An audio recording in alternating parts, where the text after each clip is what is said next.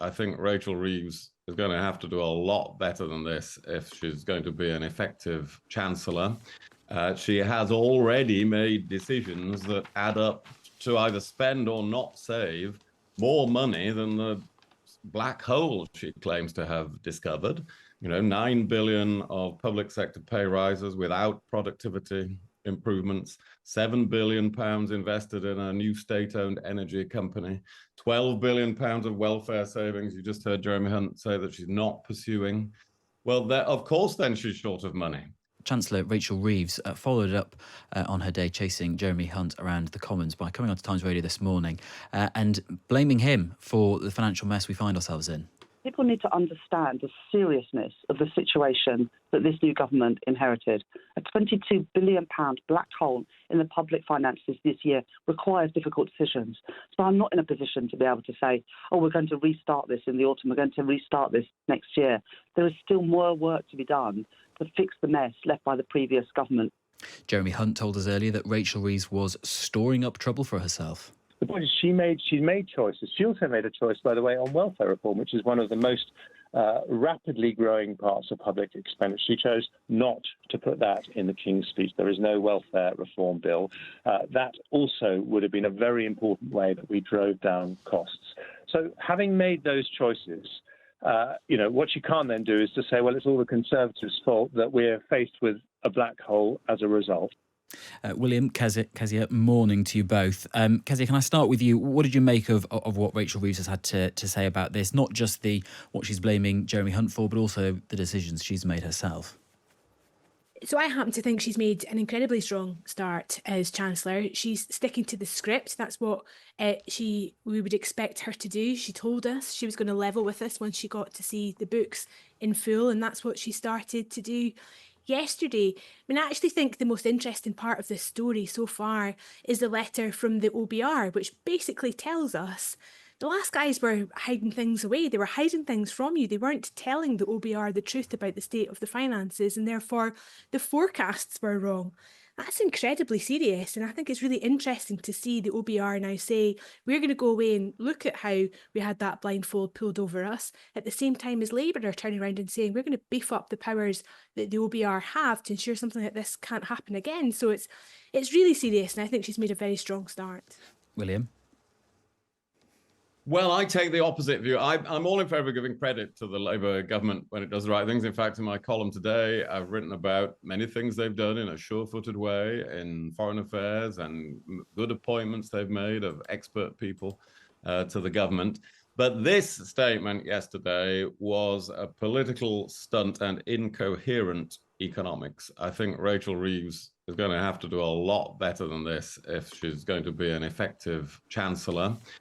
She has already made decisions that add up to either spend or not save more money than the black hole she claims to have discovered. 9 billion of public sector pay rises without productivity improvements, 7 billion pounds invested in a new state-owned energy company, 12 billion pounds of welfare savings. You just heard Jeremy Hunt say that she's not pursuing. Well, of course, then she's short of money. She's already part of that problem. And I don't think that cutting road infrastructure and railway investments while doing all of that is going to be a growth policy. So let's hope her budget in October makes a lot more sense than this did. But all of Hang on a wee second though, because that's about promises that have been made well into the future. What the OBR are telling us today is that in-year spend from what the Conservatives promised and what the Conservatives had is out by 21.9 billion. That's the in-departmental pressures, the net pressures now. That's not about what Rachel Reeves does or doesn't do in 2 or 3 years' time.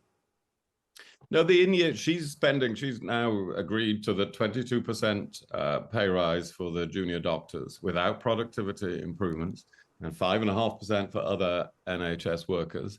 And that becomes spending in this year. So a very large part of the in-year pressure is what she has decided. And as far as I'm aware, the spending on GB Energy starts pretty soon. So she has added a lot to the pressures that she is now complaining about. And then doing things that they said they wouldn't do. before the election. It's only a few months since Rachel Reeves #2, Darren Jones, wrote to Jeremy Hunt when he was Chancellor for an assurance that no pensioner would be deprived of their winter fuel allowance. But what about the in-year pressure? Doing that. Yeah. And then, as soon as they come into power, first thing they do, 25 days in, is remove the winter fuel. I don't necessarily disagree with that policy, but it's the opposite of what they said they were going to do. But what about the things that she can't control, the things that she says she has discovered now she's in office, that the OBR, as Kez mentioned, are up in arms about? The double spending, the unfunded commitments that the last government left them. Do you think something seriously dishonest has gone on in Jeremy Hunt's Treasury up to this point? I don't think so. I don't know, of course. I'm not in the, thankfully, no, we're not in the last government, or the several governments. I have to go back quite a few governments since I was in it. So I don't know. But I've known Jeremy Hunt for 30 years, and I think it's very unlikely that he's been doing something dishonest with the public finances. There are, of course, huge in-year pressures on spending. There are in all governments across the democratic world, particularly on health and social care and the costs of migration and asylum seekers and defense.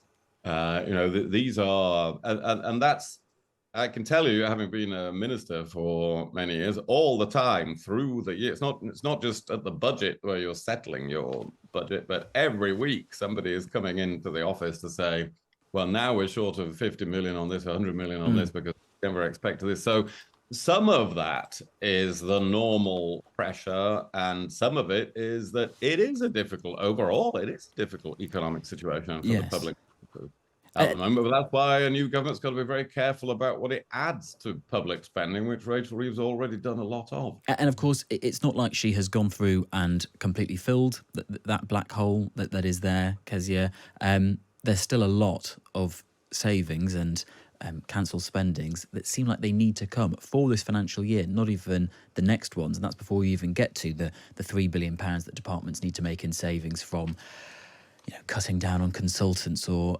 administrative efficiencies. That's going to be difficult because that's not clear, is it, where all that money might come from? That's right. And I think we're going to face one hell of a budget in October and then a really significant spending review, I suspect, at the turn of the year. What this statement represented, though, yesterday was a direction of travel, and it told us a little bit more about what Rachel Reeves is like or going to be like as a Chancellor. And the winter fuel payment is a really good example of that, where she's prepared to do something that's hard, which is taking money away from pensioners. Now, that's line one, and that's what will be across a lot of the kind of right-wing newspapers today. What's below that is the fact that it's still there for the vast majority of pensioners who live in poverty, and this is a hard decision that we've had to take as a government in order to save some of that money, in recognition of the fact that the one group of people in society that have done relatively well in recent times from the Conservative government have been pensioners. The other aspect of that statement yesterday was around public pay. Now, I find this really interesting, right? Because the only way that public pay gets political is when you don't follow what the pay review bodies are telling you need to do. If you go below that, it would be huge and lead to significant strikes. If you go over and above that, people would be crying out that this would be an inflationary pressure. So what Rachel Reeves has done there is listen to the experts, looked at the detail and followed their advice. Is that not what we want our chancellors to do? I just wanted to ask you, Kezia, before we move on, we're going to discuss actually social care and the winter fuel payments in a bit more detail in a second, but just the language really. And it may be that you feel, well, actually, if something is not true, then it has to be called out. But it was just 2 weeks ago or so, we saw, Jeremy Hunt and Rachel Reeves talking amicably at the state opening of Parliament. And now, obviously, the gloves are off and she's accused him of being dishonest, of lying, and he's accused her of being shameless. And it just feels that, I don't know, the language feels very, very strong very early on. Well, exactly that. We've got to the top of the kind of temperature gauge far too soon, right? And I understand in a way why that happened yesterday, because in all the pomp and ceremony of Parliament returning over the past couple of weeks, yesterday was really the first day of politics returning, that kind of traditional back and forth across the dispatch box, and we hit the high notes pretty soon. I hope it comes down from that. That said, I do think there is a legitimacy around why she's so angry, which is backed up by the OBR letter. That this is, a separate independent body going, hang on a second, something very serious has happened here and that needs to be looked at. Did it need that language? No. Are we surprised? No. Yeah. Now, to govern is to choose, and Rachel Reeves has chosen some winners and losers. We'll do the losers first. Winter fuel payments for pensioners who aren't on benefits will be scrapped. The long argued over plans to cap social care costs have been put off again. Neil Kinnock once said, "I warn you not to get old." Are the old going to suffer in the next few years, or is it time for the focus of state support to be reduced? William, on principle, people have talked about the winter fuel allowance for some time, the kind of the universality of it. Do you agree with the principle of it, that not everyone should get it? Yes, I do, actually. I agree with the point Kezia made here. So my objection to the announcement about this is not the principle of the announcement, actually. It's that they probably thought they were going to do it all along, never mentioned it in the election, and asked for assurances from Jeremy Hunt that were the exact opposite. So I object to their political behavior in the new government about this. But I accept and agree with Kezia's point earlier that one group that has, on average, it's only an average, of course, got better off over the last 20, 30 years, are pensioners, and there will be people who've been receiving a winter fuel payment who are reasonably well off and better off than many of the taxpayers who are financing that. So I think that is a reasonable reform. And I think over time, it's necessary to make the the country's finances more sustainable. I raised the question a few months ago in my Times column about the triple lock on pensions and the need for gradual. You'd have to do that over a long period to reform that to make it sustainable. So the answer to your question on do I agree with it in principle? Yeah, I do agree with it in principle, but they could have actually been more honest about it from the beginning. Kezia, what about social care? I mean, we have been talking about this for years, and it feels like successive, well, not governments, but successive leaders, successive prime ministers talked about this and what they were going to do about it. But now, in terms of capping social care costs, that's being scrapped. That's. Are you surprised by that? It's been scrapped for now, right? It's not going to happen immediately. I'm not surprised by that, because the detail of what you need to do here is so incredibly complex.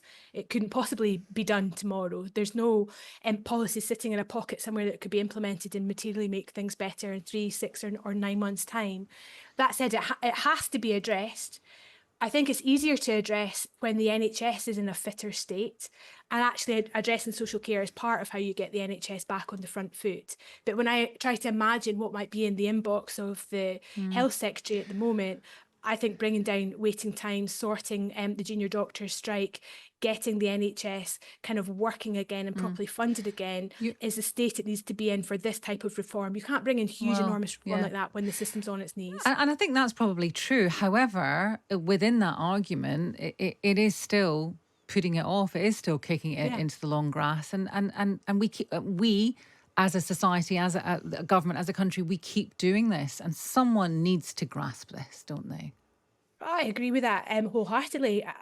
This is not an excuse. I'm not trying to kind of mitigate it away, but I think it's something that every government in the West is actually struggling with. The fact that we now have ageing populations, that many European countries have welfare states that were designed for people to retire and live for maybe 3 or 4 years after the retirement age. They now live for 2 or 3 decades after the retirement age. We don't have the facets of the state or the institutions or the tax mechanisms or anything like the kind of network, that web to support the reality that many people now stop work in their late 60s and will live till their 80s or 90s. And their needs in later life have changed. They don't die suddenly of horrible diseases that we've largely eradicated. It's that slow decline, if you don't mind me using that description, that constant requirement to pull down on the NHS, and the need for adaptations to your house, all that extra care that comes with growing older and doing so much more slowly. William, putting it off is something that the Conservatives did many, many times. I mean, I'm pretty sure it was Boris Johnson, wasn't it, who talked about kind of, was it an oven-ready plan for social care? There was £1 billion that was going to be set aside, but then that never happened. And you can argue that, other things happened that meant that people's attention and finances were diverted. But, the previous government has form on this too. No one has been able, for whatever reason, perhaps it's too expensive, I don't know. No previous government has been able to sort this or get us on a pathway to sorting social care for years now. Well, there is another reason for that, of course, which is in 2017, Theresa May did come up with a solution to this, perfectly reasonable one overall, but unfortunately it was sprung on everybody in an election campaign. And the reaction was so hostile, and she lost her majority, that nobody has dared on either side of politics after that to come up with a clear policy on social care. So the new government have said they'll have a royal commission on this to try to find a cross-party solution. I think that's a perfectly reasonable thing to do. Again, they have, though, announced yesterday in this statement we've been talking about that they're not implementing the cap next year, which means more people will have to sell their home. And they didn't talk about that in the election campaign either. But yes, both parties have had big problems over this. Let's hope we can fight. Let's hope a royal commission can actually come up with a long-term plan on this that we can all support.